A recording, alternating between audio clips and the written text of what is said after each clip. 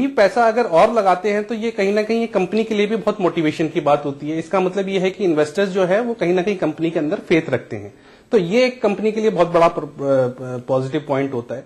Plus investors के लिए भी ये है कि अगर उन्होंने एक कंपनी को स्टडी कर रखा है ऑलरेडी और उसके अंदर इन्वेस्टेड है, और फिर अगर उस कंपनी में फर्दर निवेश का मौका मिलता है और अगर बाजार से डिस्काउंटेड प्राइस पे मिलता है, तो इससे कहीं ना कहीं जो इन्वेस्टर है वो भी एनकरेज होता है कि उसको एक लोअर लेवल्स पे एंट्री का मौका एक अच्छे शेयर में मिल रहा है जिसपे उसने ऑलरेडी स्टडी कर रखी है। तो in a way it is a fruitful thing for both the company as well as the investors. Right issue company को किस तरह प्रभावित करते हैं, आइए जानते हैं। कंपनी पे फर्क पड़ने की बात करें तो कंपनी के जो वर्किंग कैपिटल, जो ऑथराइज शेयर कैपिटल है वो रेज हो जाती है। उस कैपिटल बेस बढ़ने से कंपनी की जो क्रेडिट वर्दीनेस है वो बढ़ जाती है, और कहीं ना कहीं कंपनी को ये फायदा होता है कि एक बड़े कैपिटल बेस पे एग्जिस्टिंग शेयर होल्डर्स के थ्रू वो बेस बढ़ता है, तो it is always beneficial for all of us और for all the investors. Right issue के लिए शेयर धारकों को किन बातों का ख्याल रखना चाहिए? ध्यान रहे कि राइट इशू भी एक तरह का इक्विटी शेयर है। निवेशक जिस तरह से आईपीओ के वक्त कंपनी के बारे में रिसर्च करते हैं, उसी तरह राइट इशू के लिए भी रिसर्च कर लें। ये बात अलग है कि आप कंपनी के मौजूदा शेयर धारक हैं, लेकिन अगर आप कंपनी के सभी पहलुओं के बारे में जानेंगे तो आपका निवेश ज्यादा सुरक्षित और फायदेमंद होगा। जब हम राइट्स इशू की बात करते हैं तो हमें ये समझना चाहिए कि हम किसी कंपनी में एक निवेश कर रहे हैं। तो जो भी ड्यू डिलीजेंस आप निवेश करते टाइम लेते हैं किसी भी कंपनी में, चाहे वो आप आईपीओ लेते हैं, चाहे आप सेकेंडरी मार्केट से किसी स्टॉक को परचेज करते हैं, तो हमेशा आप एक कंपनी का आकलन करते हैं कि आप 2 साल में, 3 साल में, 5 साल में इस कंपनी की परफॉर्मेंस कैसे देखते हैं।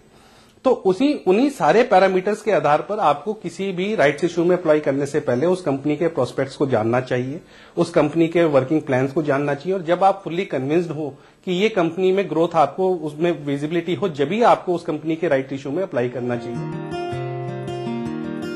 आगे देखिए, निवेशकों के हितों के लिए सेबी ने लिए कई अहम फैसले। म्यूचुअल फंड के कॉर्पोरेट बॉन्ड्स में एक्सपोजर के नियम किए सख्त।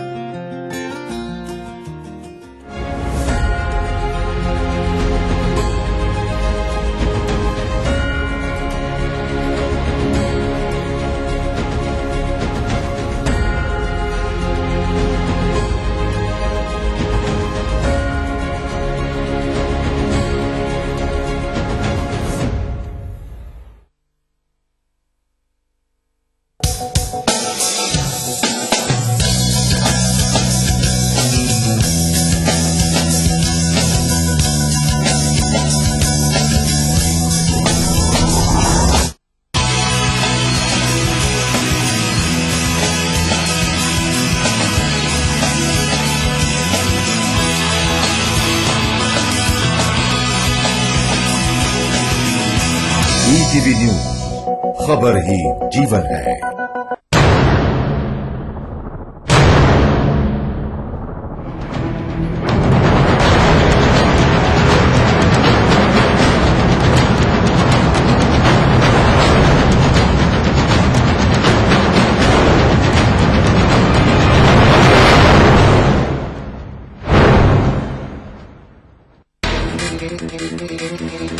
मुल्क की आबादी का 15% हिस्सा आखिर तरक्की के मैदान में क्यों रह गया पीछे? सुनहरे माजी का गवाह, लेकिन आज है पिछड़ेपन का शिकार। शिक्षा, रोजगार, तरक्की और सुरक्षा जैसे मुद्दों से आज भी है दो चार। सरकारों ने वादे तो खूब किए, लेकिन वादों से नहीं सुधरे अकलियतों के हालात। अधूरे ख्वाब के जरिए ईटीवी ने की अल्पसंख्यकों के मुद्दों को आवाज देने की संजीदा कोशिश। देखिए सरकारों के वादों और अकलियतों के हालात की सच्चाई बयां करता प्रोग्राम अधूरे ख्वाब।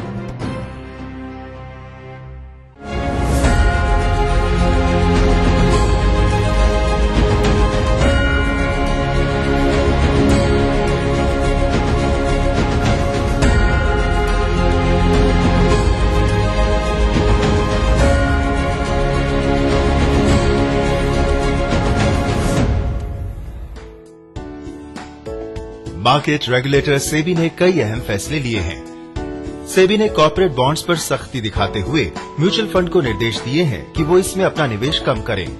इसके अलावा कुछ शर्तों के साथ नाराज या असहमत शेयर होल्डरों को कंपनी से निकलने की इजाजत दे दी है। सेबी के फैसले के मुताबिक नए नियमों के तहत म्यूचुअल फंड किसी एक कंपनी के बॉन्ड्स में 10% से ज्यादा निवेश नहीं कर सकते। हालांकि ट्रस्टी से अप्रूवल के बाद ये लिमिट नेट एसेट वैल्यू की 12% हो सकती है। ग्रीन बॉन्ड्स में निवेश बढ़ाने पर सेबी को डिस्क्लोजर देना होगा। वहीं प्राइवेट प्लेसमेंट डेट के लिए ई बुक भी अनिवार्य बना दी गई है। सेबी के मुताबिक ई बुक से प्राइस डिस्कवरी को लेकर पारदर्शिता होगी, साथ ही ऐसे इशू की लागत भी घटेगी। सेबी ने 500 करोड़ रुपए से अधिक के बॉन्ड के प्राइवेट प्लेसमेंट के लिए इलेक्ट्रॉनिक खाता प्रक्रिया को भी मंजूरी दे दी है। बीएसई निवेश मंथन एक मंच है। इस कार्यक्रम के जरिए अगर आपके मन में किसी तरह का कोई सवाल है तो आप सोशल नेटवर्किंग साइट्स पर भी सवाल कर सकते हैं। हमारा फेसबुक अकाउंट है बीएसई इंडिया। इसके साथ साथ जो लोग ट्विटर पर एक्टिव हैं वो हमें @BSC India पर अपने सवाल भेज सकते हैं। बीएसई के तमाम वीडियो और अन्य कार्यक्रमों को देखने के लिए आप YouTube के बीएसई इंडिया अकाउंट पर भी देख सकते हैं। बीएसई निवेश मंथन में आप हमें BSE investor protection helpline number पर फोन कर अपना सवाल पूछ सकते हैं। हमारा नंबर है 020-227-28097। हमारे एक्सपर्ट्स आपके हर सवाल का जवाब देंगे।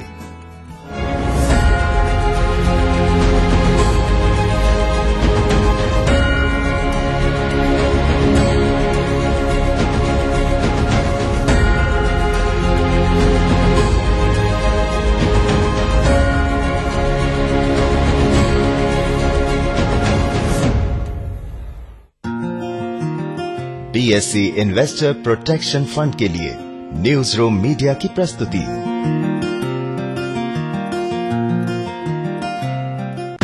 प्राकृतिक आपदाएं, कम पैदावार, बढ़ती लागत, मजबूरन आत्महत्याएं। कभी रही कृषि प्रधान भारत की आज की तस्वीर। शब्दों के हेरफेर से सच्चाई नहीं बदलती, हकीकत बदलती है सही जानकारी से, जो लाए आपके खेतों में हरियाली और आपके जीवन में खुशहाली। देखिए हमारा कृषि प्रधान प्रोग्राम अन्नदाता, रोज सुबह 5 बजे।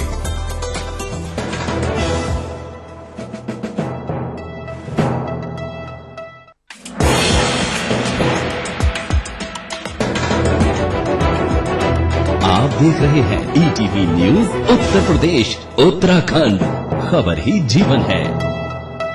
इस न्यूज के सह प्रायोजक हैं trust, we know what it means. Shri Vaidyanath.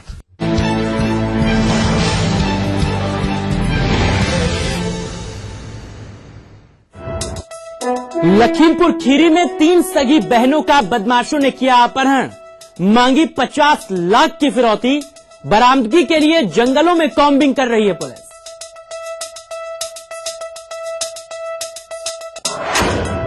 उजागर हुआ कानपुर पुलिस का निकम्मापन, शिकायत करने के लिए जारी कर दिया अधूरा व्हाट्सएप नंबर, 10 की बजाय सिर्फ 9 ही अंक। फर्रुखाबाद में अस्पताल से आशा वर्कर की 11 महीने की बच्ची चोरी, बंद पड़ा था सीसीटीवी कैमरा, हवा में हाथ में मार रही पुलिस। कानपुर में कुत्तों के खून को भी लोगों ने बना लिया कारोबार का जरिया। आवारा कुत्तों का खून निकालकर डॉग्स क्लिनिक पर बेचने का चल रहा है गोरख धंधा। खुद पर रो रहा है देश को 47 होनहार आईएएस अफसर देने वाला जौनपुर का गांव माधोपुर। अफसर बनने के बाद नहीं ली गांव की सुध, सीएम ने लिया संज्ञान, घोषित किया जनेश्वर मिश्र गांव। दिल्ली ऑड इवन धन्यवाद रैली के दौरान पंजाब की महिला ने केजरीवाल पर फेंकी स्याही, सीएनजी घोटाले को लेकर जता रही थी विरोध। पुलिस ने महिला को लिया हिरासत में।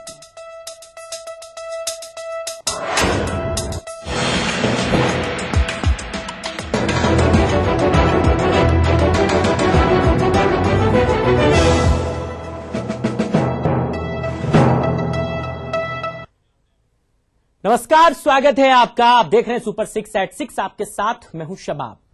आपकी टीवी स्क्रीन पर यह माधोपुर गांव दिख रहा है। बहुत कुछ कहता है यह माधोपुर गांव, जौनपुर में पड़ता है।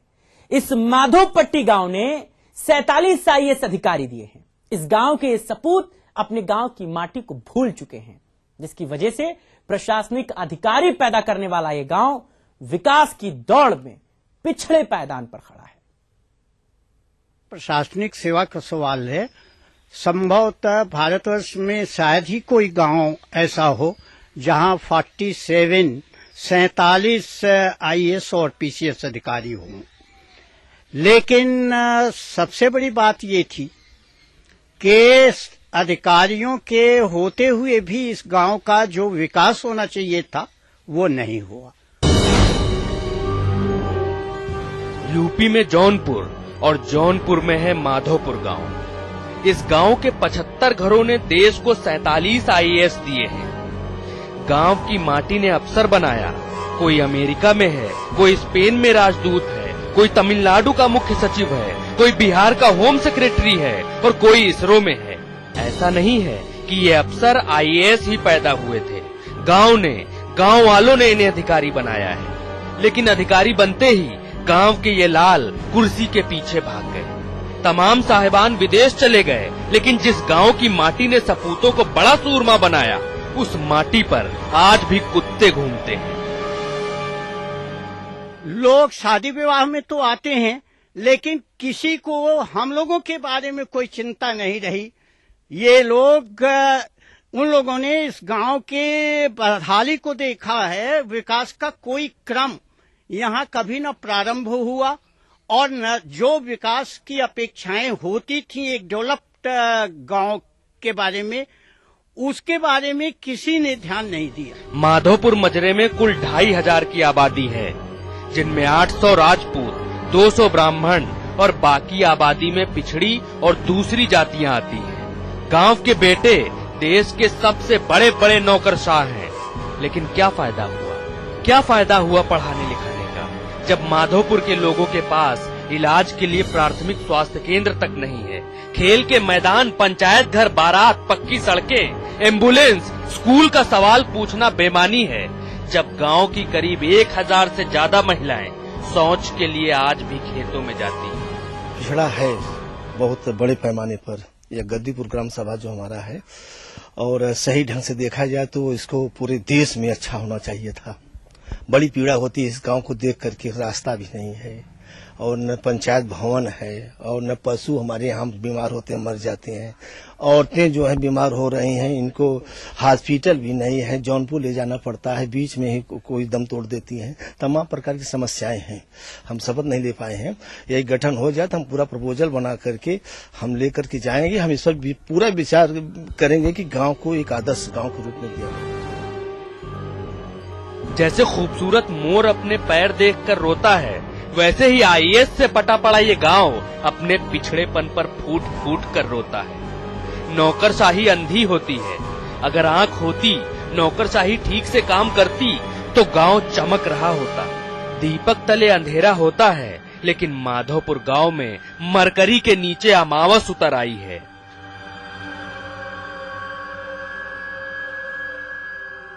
माधोपट्टी गांव की ये खेत न सिर्फ फसलें पैदा करती हैं, बल्कि प्रशासनिक अधिकारी को भी उपजाती हैं। लेकिन अफसोस की बात तो ये है कि तमाम ऊंचे ओहदे पर बैठकर यहाँ के उपज जो हैं, वो अपनी मिट्टी को ही भूल चुके हैं। मोहम्मद अब्बास और पंकज के साथ रोहित सिंह, ईटीवी न्यूज, जौनपुर। तो ताज्जुब मत कीजिए, ये वो ऐसी हकीकत है जिससे हम आपको रूबरू करा रहे हैं। कहते हैं 47 आईएएस पैदा करने वाले इस गांव में अफसर बेटे कभी नहीं आते, और अगर कुछ एक आध अफसर ईद के चांद की तरह नजर आ भी जाता है तो वो भी महज शादी ब्याह के मौके पर। आईएएस अफसरों ने पीछे मुड़कर अपने गांव को देखना भी मुनासिब नहीं समझा, तो मुख्यमंत्री अखिलेश यादव ने स्वतः संज्ञान लेते हुए गांव के विकास के लिए गांव को जनेश्वर मिश्र गांव घोषित किया है। को सर्वाधिक प्रशासनिक अधिकारी देने वाला गांव माधोपट्टी आज भी विकास से कोसों दूर है। हालत यह है कि अब स्कूल में पढ़ने वाले छोटे छोटे बच्चों को कलम उठा के अपने चाचाओं और ताऊओं को ये पत्र लिखना पड़ रहा है कि आप अपने गांव का भी ख्याल करें ताकि इस गांव का कुछ विकास हो सके। 47 आईएएस वाला गांव पिछड़ा है। पिछड़ेपन का कारण ये है कि बेटा जब जवान हुआ, कुछ करने लायक हुआ तो आईएएस हो गया। भला हो शादी ब्याह का, अगर ये न होते तो कोई भी झांकने नहीं आता। और ऐसे तमाम आईएएस हैं जो इन मौकों पर भी नहीं आते। अब जो गांव नहीं आते वो विकास क्या लाएंगे। मंत्री जी ने इसको जनरेशन मिशन योजना के अंतर्गत इस गांव का चयन किया है। बहुत बहुत धन्यवाद हम मुख्यमंत्री जी को देते हैं, श्री प्रकाश सिंह जी को देते हैं। और हम आशा करते हैं, मैंने उनसे टेलीफोन पर बात किया कि इसको लोहिया ग्राम करा दीजिए। जनरेशन मिशन में हम पूरा योजना नहीं ला पाएंगे। हमारा लोहिया ग्राम अगर हो जाता तो हम बहुत से इस गांव में बहुत छोटे छोटे कुनबे हैं जिनके पास आवास नहीं, झोपड़ी है, झोपड़ी में रह रहे हैं, तमाम प्रकार की दिक्कतें हैं, लाइट नहीं है, संपर्क मार्ग नहीं है, और उसको हम जोड़ने का पूरा प्रयास करते हैं। जिन्हें गांव वालों ने लायक बनाया, उन्होंने गांव को कुछ नहीं दिया, गांव के लिए कुछ नहीं किया। मुख्यमंत्री अखिलेश यादव की पहल पर 47 आईएएस वाले इस गांव को जनेश्वर मिश्र गांव घोषित किया गया है। हमारे गांव में बहुत सारे आईएएस पीसीएस हैं, पर हमारे गांव में उतने अच्छे से विकास नहीं हो पा रहा है, जैसे बिजली का, सड़क का। हमारे गांव में कुछ बहुत सारी कमियां हैं, उसे पूरा करने के लिए हम उसे पत्र लिख रहे हैं, उन्हें देना चाह रहे हैं। तुम्हारे पत्र का तुम्हारे चाचा लोगों पे असर पड़ेगा? हमें लग रहा है कि हमारे चाचा इस पत्र को पढ़ेंगे और समझेंगे हमारी मुश्किलों को और कुछ विकास करवाएंगे। 47 आईएएस वाले गांव के लोगों के पास गर्व करने के लिए जुबानी कहानियां हैं कि चलो अच्छा है बेटा अफसर है, नहीं तो गांव में ही कोन गोड़ रहा होता, खेत पर ही काम कर रहा होता, खेत पर ही घास काट रहा होता। बाहर गया है तो कुछ गांव का नाम हो रहा है। लेकिन लोग भी ये जानते हैं कि बेटे के अफसर बनने से गांव का कोई खास भला नहीं हुआ है, लेकिन दिल को तसल्ली देने के लिए ख्याल अच्छा है कि बेटा आईएएस है। विकास होगा या नहीं ये तो बात की बात है, लेकिन इन बच्चों के हौसले को हम सलाम करते हैं। कम से कम इन्होंने अपने ताऊ और चाचा जो देश और प्रदेश में तमाम ऊंचे ओहदे पर बैठे हैं, उनको अपने कर्तव्य का बोध कराने का प्रयास कर रहे हैं। पंकज सिन्हा के साथ रोहित सिंह, ईटीवी न्यूज, वाराणसी। और इसी खबर पर हमारे साथ हमारे सहयोगी रोहित जौनपुर से फोन लाइन पर मौजूद हैं। रोहित, बड़ा ताज्जुब होता है और बड़ा अफसोस भी होता है। मुझे लगता है जितना अफसोस मुझे हो रहा होगा उससे कई दर्जे ज्यादा अफसोस जौनपुर के उन लोगों को होता होगा, माधोपुर के उन लोगों को होता होगा जहां से 47 आईएएस निकले और किसी ने भी पलटकर किसी दूसरे का हाथ पकड़कर उसे आगे करने की कोशिश नहीं की, गांव का विकास करने की एक बार भी खोज खबर नहीं ली। साहब देखिए, पूरे मामलों में किस तरह से अफसोस हो रहा है उसका सिर्फ एक ही उदाहरण देखा जा सकता है कि उस गांव में एक परिवार ऐसा है जिस परिवार के 13 लोग आईएएस हैं, देश भर में अनेक स्थानों पर बैठे हुए हैं, विदेश सेवाओं में भी रह चुके हैं, यहाँ तक कि तमिलनाडु और बिहार में हायर पोस्ट पे भी बैठ चुके हैं। लेकिन उस 13 घर वाले आईएएस के जो मुखिया हैं घर के, यदि उनकी बात करें तो वो भी बड़े गर्व से कि हमारे घर के 13 बच्चे जो हैं आईएएस रहे हैं। लेकिन जब उनसे पूछा गया कि आप इसमें गांव को क्या क्रेडिट मिला, तो बड़े ही अफसोस से उन्होंने बड़े ही तलखी में कहा कि गांव के सपूत से जो यहाँ से गए, इस मिट्टी में बढ़ के गए, लेकिन मिट्टी का कर्ज चुकाना भूल गए। तो निश्चित रूप से 13 घर वाले सिर्फ एक आईएएस के एक परिवार की जब ये कहानी है तो पूरे गांव का आकलन किया जा सकता है। निश्चित रूप से अगर इस गांव में घुसेंगे तो गांव में घुसते ही जो बदहाली की तस्वीर दिखती है, तो ये ऐसा विश्वास नहीं होता है कि इस गांव की मिट्टी से इन जो उबड़ खाबड़ सड़कें जो दिख रही हैं,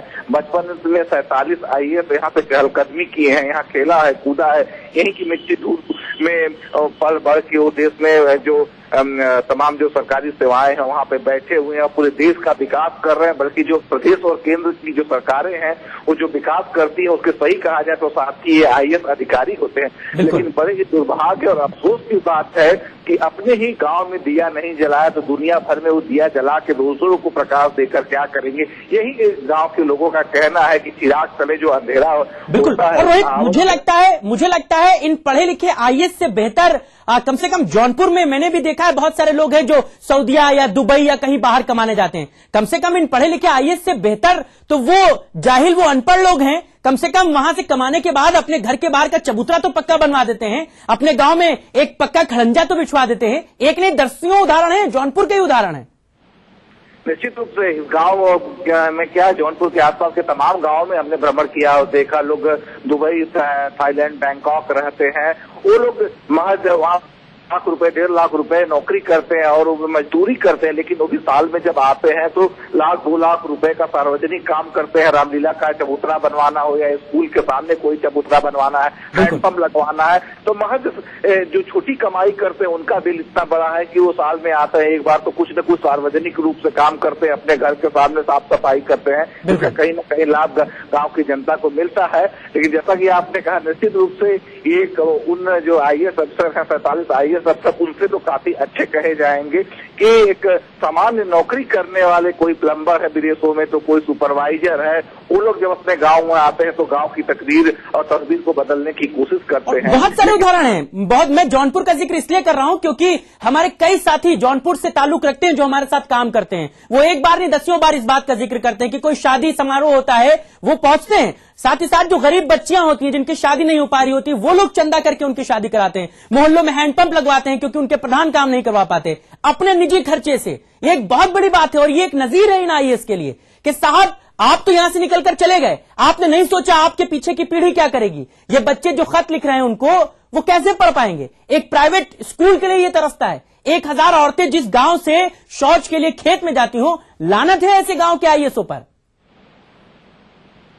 निश्चित रूप से शायद इन छोटे छोटे बच्चों ने इसीलिए कलम उठाया है कि कम से कम अपने ताऊ और चाचा जो कि उस गांव से बढ़ के गए हैं, आज IAS हैं, उनको उनके कर्तव्य का हम बोध कराते हैं। अब तक उनकी आंखें भले न खुली हो, वो सत्ता के मद में शायद सब कुछ भूल चुके हैं, लेकिन शायद अपनी जो नई पीढ़ी है, जो नए फूल उनके गांव से खिल रहे हैं, उनके हाथों से, कोमल हाथों से जब खत जाएगा तो शायद उनको कुछ अपने कर्तव्य का बोध हो और वो शायद गांव के लिए कुछ करे। इसलिए छोटे छोटे बच्चे अब पहल कर रहे हैं। और कम से कम मुख्यमंत्री का शुक्रिया तो उस परिवार को भी करना चाहिए जिसके 13 बच्चे IAS बने हैं। अगर मुख्यमंत्री ने ना संज्ञान लिया होता, इसको जनेश्वर मिश्र गांव घोषित ना किया होता तो कुछ नहीं हो सकता था। सब ऐसी जैसी चल रहा है वैसे चलता रहता। 13 बच्चे उनके IAS जरूर हो गए, लेकिन उन्होंने भी कभी कोशिश नहीं की कि उनके बच्चे उनके गांव का विकास करें। नहीं, ऐसा नहीं है। वो तो खुद अपने परिवार का रोना रोते हैं।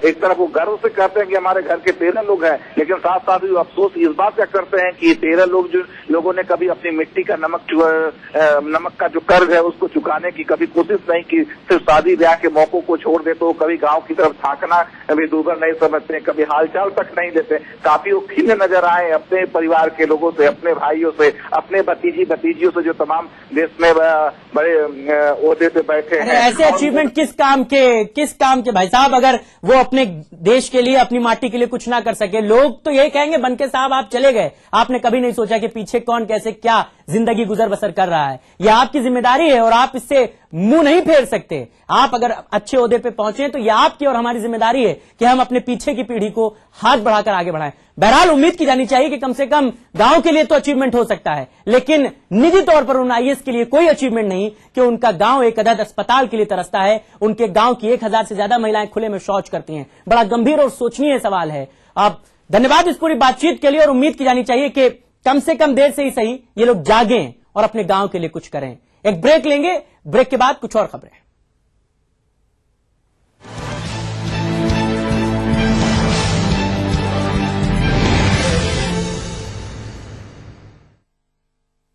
जगाएगा आज क्या नया कर जाएगा।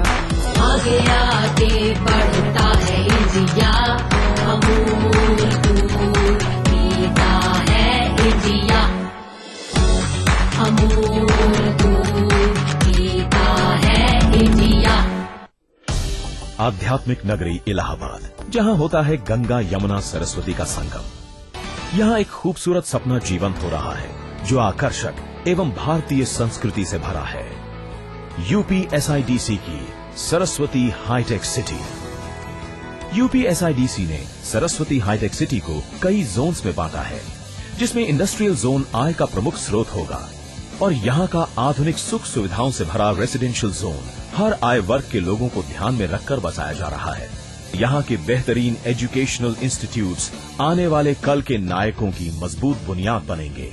रिक्रिएशन जोन, जो संगम होगा इलाहाबाद की पुरानी विरासत और नई मनोरंजन सुविधाओं का, जहाँ के प्राकृतिक एवं स्वस्थ वातावरण में सांस लेकर आप तरोताजा हो जाएंगे। UPSIDC का सरस्वती हाईटेक सिटी, मतलब तरक्की की दस्तक, जहाँ सपनों को मिलेगी नई उड़ान। ये साइड से थोड़े छोटे कर दे जल्दी। ये वाला सर? क्या है सर ये साइड से? नहीं। नोज पियर्सिंग यहाँ पे परफेक्ट हो जाएगा मैम। बिल्कुल दर्द नहीं होगा, पता भी नहीं चलेगा। कुछ ऐसा ही करते हैं आप अपने गियरलेस स्कूटर के साथ। गियरलेस स्कूटर में कोई भी 40 ऑयल नहीं, सिर्फ सर्वो स्कूटोमैटिक 4ST ही डालिए। इसके फ्रिक्शन मॉडिफायर्स इंजन की परफॉर्मेंस बढ़ाए और आपकी राइड स्मूदर बनाए। Servo scootomatic 4ST। जाए तन मन घर आंगन में ही काए। राजेश मसाला अब इंटरनेशनल क्वालिटी में उपलब्ध। साथ दम रहो राजेश मसाला। ये चांदनी का चौक है। ये रविंद्र का सेतु है। मारीना का बीच है ये आजाद का मैदान है। खड़े सिंह का मार गया। चित्तरंजन का एवेन्यू है ये। अन्ना का नगर यही है। गंगा की है ये नदी। ये लक्ष्मी की कॉलोनी है। बंकिम का स्ट्रीट है ये। नरीमन का पॉइंट है ये। और मैं तुम्हें इसे गंदा नहीं करने दूंगा। यहाँ कचरा नहीं फेंकने दूंगी। पान नहीं थूकने दूंगा। केले का छिलका नहीं फेंकने दूंगी। अगर एक बार 125 करोड़ देशवासी तय कर ले कि मैं गंदगी नहीं करूंगा, तो दुनिया की कोई ताकत नहीं है जो हिंदुस्तान को गंदा कर सके। स्वच्छ भारत, एक कदम स्वच्छता की ओर। Godsons presents Walk to Play.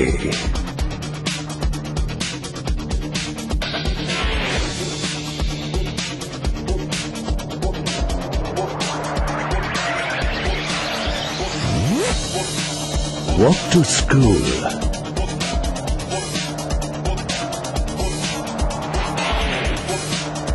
Walk to work.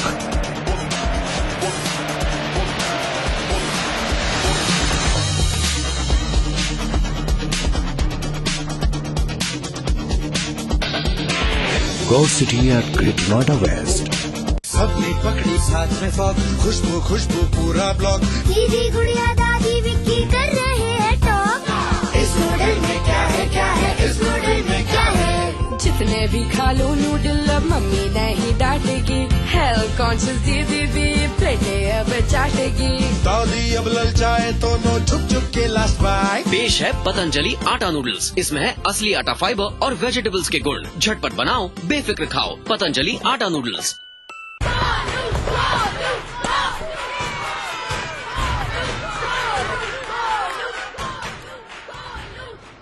Batting तो अर्जुन कर रहा है, तो सब गोलू के लिए क्यों चेयर कर रहे हैं? वो तो घर पर बैठा है। अरे तुम्हें नहीं पता, वो इसलिए नहीं आया ताकि हमें इन्फेक्शन ना हो। H1N1 फ्लू को फैलने से रोका जा सकता है। बुखार के साथ खांसी और छींक होने पर सार्वजनिक जगहों से दूर रहकर H1N1 फ्लू को फैलने से रोक सकते हैं। इन्फेक्शन रोको, बनो हीरो। इलाज सिर्फ चुने हुए अस्पतालों में उपलब्ध। सुनो, गाड़ी की चाबी तो ले लो। आज नो चाबी। आज से मेरा कारपूल स्टार्ट हो रहा है। सॉरी यार, लेट हो गया। सुनो। हाँ। Thank you. Thank you. क्यों? मेरी डायमंड रिंग के लिए। Diamond ring? अब तुम कारपूल कर रहे हो, इसका मतलब हर साल हम फ्यूल बिल पे 50,000 तक तो बचा ही लेंगे। अब इतने में तो डायमंड रिंग आ ही जाएगी। आखिर बात तो एक ही है ना। कारपूल करें और सालाना 50,000 रूपए तक बचाएं। Brought to you by PCRA and public interest.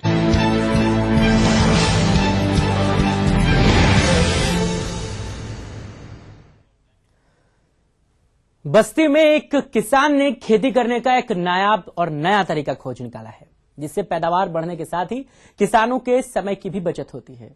क्या हो गया ऐसा, इस रिपोर्ट को देखिए। वाले किसान आज्ञाराम ने खेती के लिए जो वैज्ञानिक तरीका अपनाया है, उससे पैदावार भी बढ़ रही है और समय भी बच रहा है।